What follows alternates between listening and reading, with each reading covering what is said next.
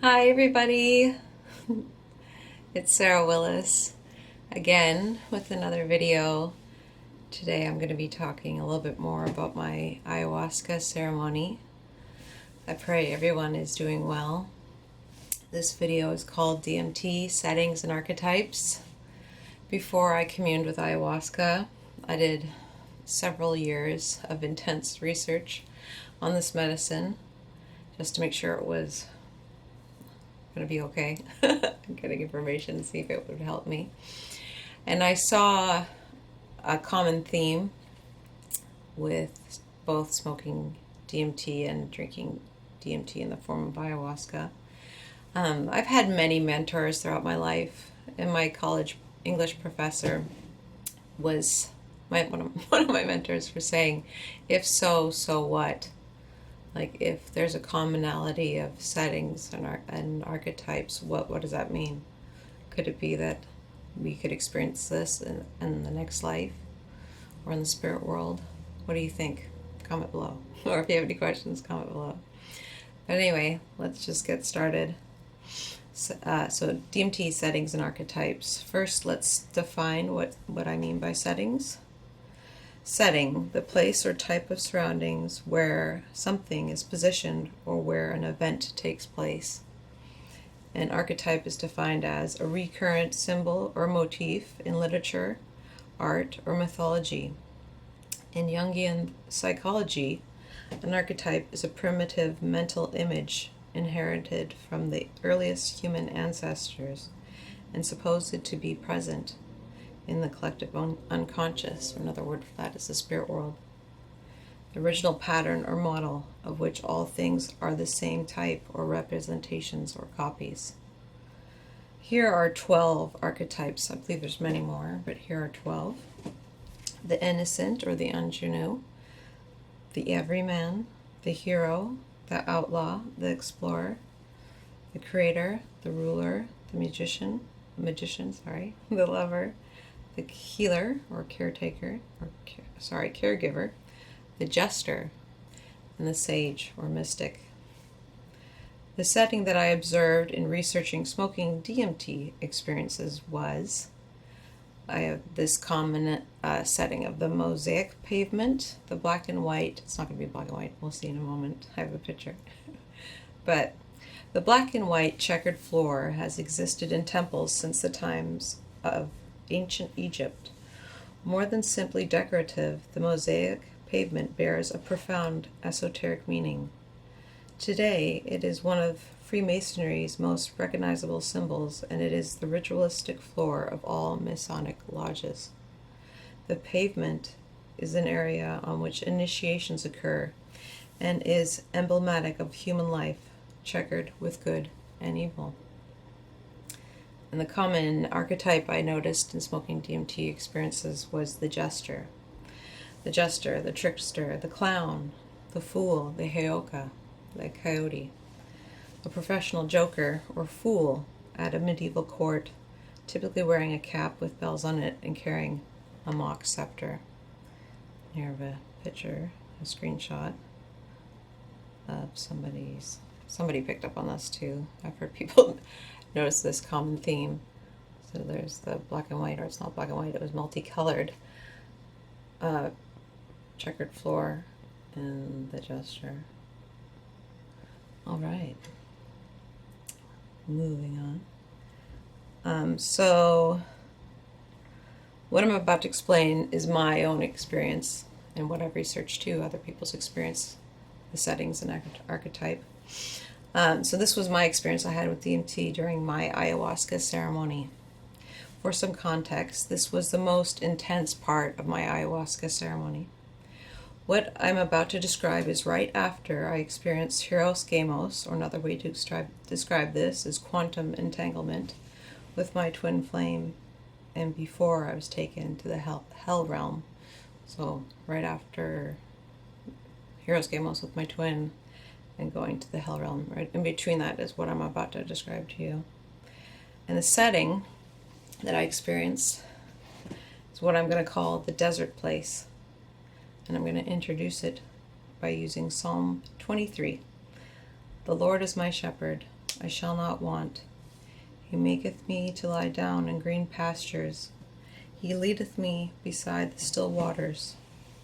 He restoreth my soul. He leadeth me in the paths of righteousness for his name's sake.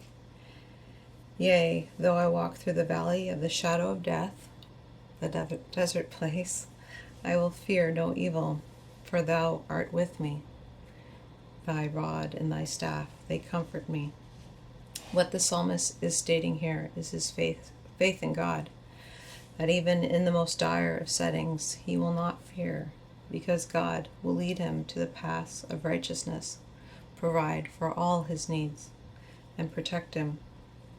And this is what I experienced during my brief time in the desert place, or also known the wilderness, sometimes called, or the valley of the shadow of death. My faith in God and feeling his presence and knowing that he's with me, even in the valley of the shadow of death, or the desert place, got me through the most challenging part of my ayahuasca ceremony. The valley of the shadow of death, or the desert place, is a place of gloom, danger, and affliction. This setting, I believe, is a real place in the collective unconscious or spirit world. It was the setting of my ayahuasca ceremony. I can't talk. It is the setting of my ayahuasca ceremony, and it has been the setting of other people's ayahuasca ceremonies too.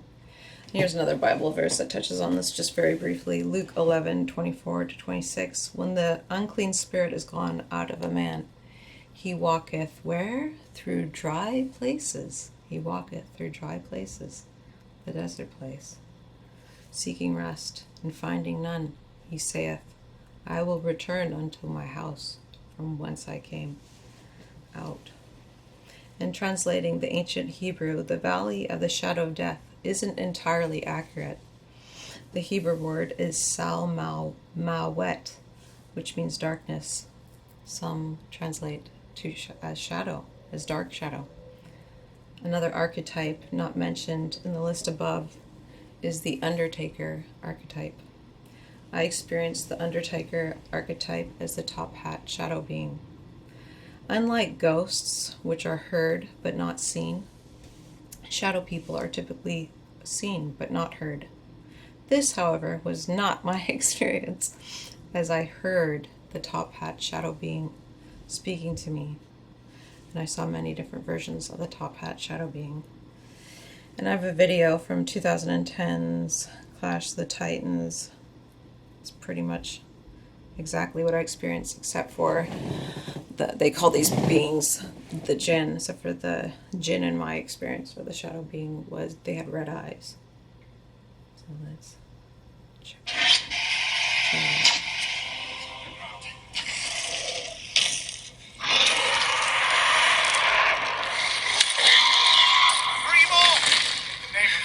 They're bigger.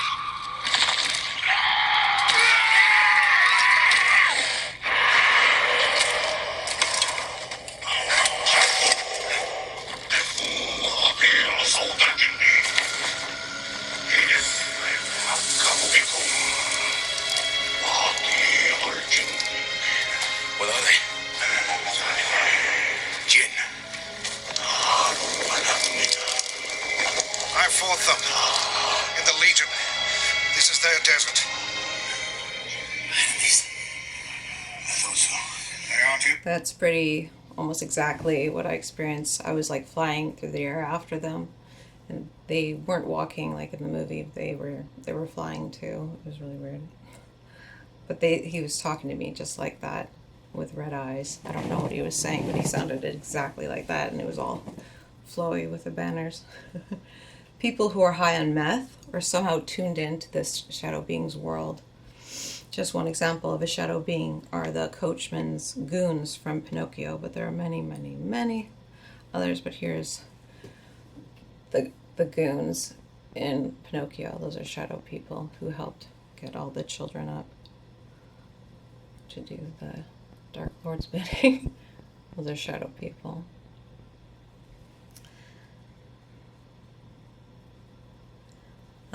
Examples of the top hat shadow being are the Babadook and the Shadow Man from the Princess and the Frog.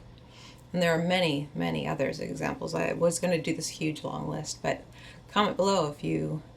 There's so many movies like Cloud Atlas, and this top hat shadow being has been around forever.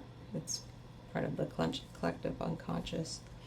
I also encountered a fez, or a taboos, I don't know if I'm saying that right, wearing shadow being, as well as what I refer to as Madame Raz, or some sort of wizard shadow being. They were wearing different hats.